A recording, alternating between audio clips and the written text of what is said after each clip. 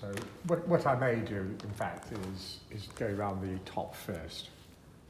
But do try to do it so you've got a, you can see where you've gone. Because on the gold it's quite difficult to tell where you've gone, so do move your head around so you've got a reflection. See, I'm trying to do it in one stroke. Right, so a little bit more now. And now we just go straight up.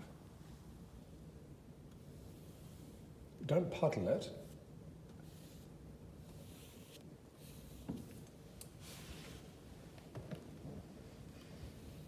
So basically you want a fairly thin layer.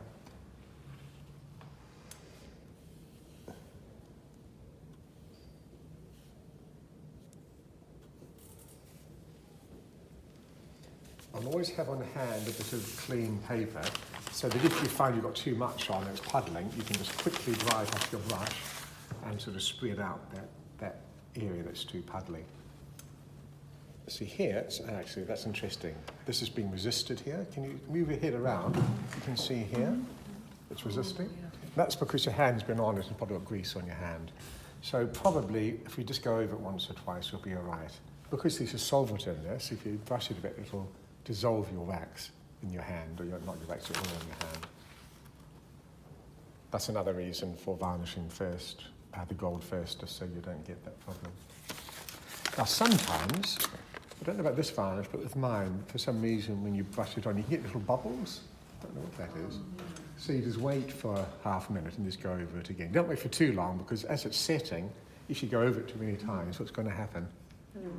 You're going to have ripples, yeah. So this doesn't seem to have bubbles, so that's good. But especially for the gold, try to keep the varnish thin so that you don't notice the varnish. That corner, there's another little kind of resistor. Which corner? On that top. Yes, yeah, I can see, yeah, it's resisted. That's because of oil, I think. So that's okay. This varnish acts a bit differently from mine, so probably I would have had less for the gold, less varnish on and more thinly, but that's good. Okay, so all done. So what we have to do now, when it's all dry, we will see if that's even enough. Probably with the isolating varnish it will be, but if it isn't, you might need one more thin coat so you haven't got gloss and matte. Another thing about having thin layers is if you have a thick layer, and this is gloss varnish, it looks glossy. But if a really thin layer, even if it's glossy, it won't look glossy. I may do it. It's a bit more puddly here, so that the isolating has done a really good job, so this actually a little bit, it's staying on the surface, and I don't want to have a gloss. So it's taken quite a while to set, so we actually have got a bit of time to move things around a bit and even things out. So that's better, you haven't got the glossy parts, which is good. How fast is drying? I don't know with this.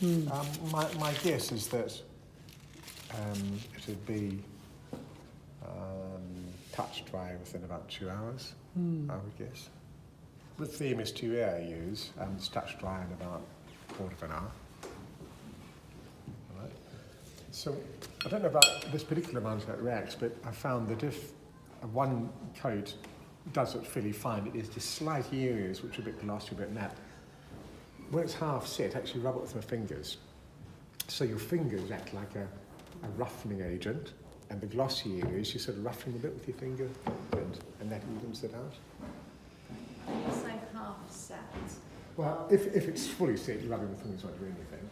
But you wouldn't do it when it's all wet. There's no tackiness. So there's no enough tackiness, not really tackiness, there's enough softness so that something happens when you rub it. You feel the resistance. Yeah. I mean, with the MS2 it might be